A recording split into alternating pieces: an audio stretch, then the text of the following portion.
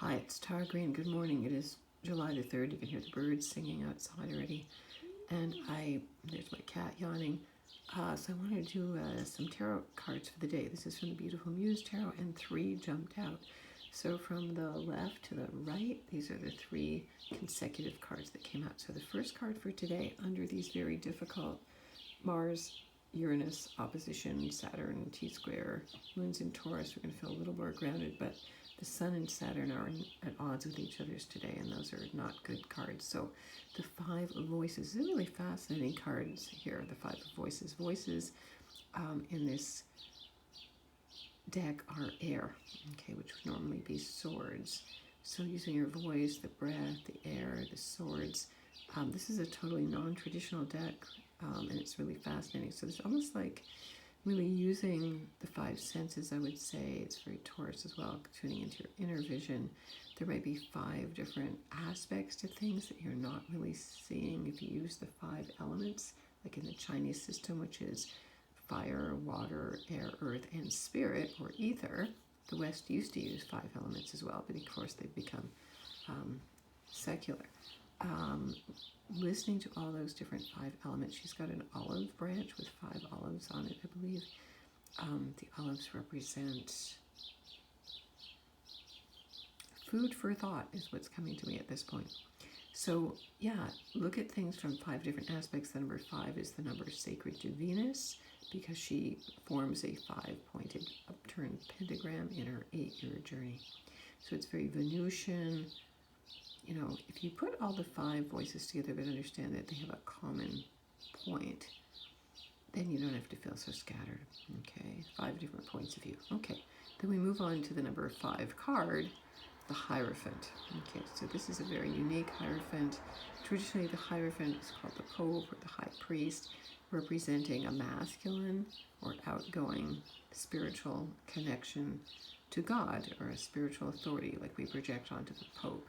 But the whole point of the tarot is to help you to get centered and to get connected with God, the goddess, the great mystery, whatever you want to call it, directly, because that's everybody's birthright. The church has created an interloper there to cut people's own original natural connection to their own inner God, goddess, and the out there above universal gods and goddesses. So listening to your own inner wisdom. The Hierophant is like Taurus energy, very nice synchronicity here. Uranus is at 13 degrees of Taurus, actually. So grounding in the body, in the sensuousness, you know, the 5 senses, the 6 senses. Sitting and listening for the direct connection with your own higher self. That's what this is really all about.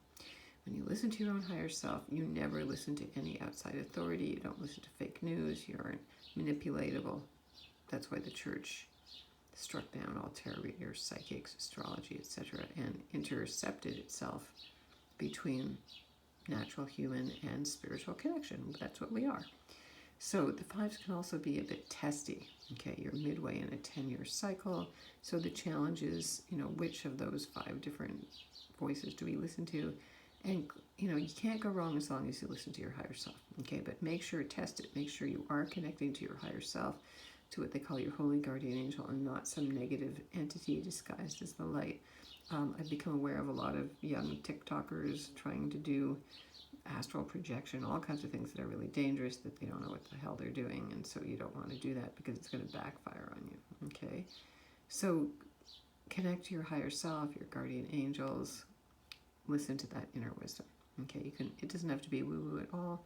It can be thought of as gut wisdom, like Taurus, you know. Okay, and then we're moving on to the 4 of inspiration. So again, inspiration here is fire. So these 4 women are meditating together, representing the 4 elements. They're kind of on a rock up in the cloud. They seem to be elevating. Again, connecting to the 4 elements very strongly. The 5th is always implied. So this is taking the challenges of which voice to listen to and connecting to your higher self, and then bringing it down to earth. Or bringing it into balance with all the 4 elements. Our bodies are made up of the 4 elements.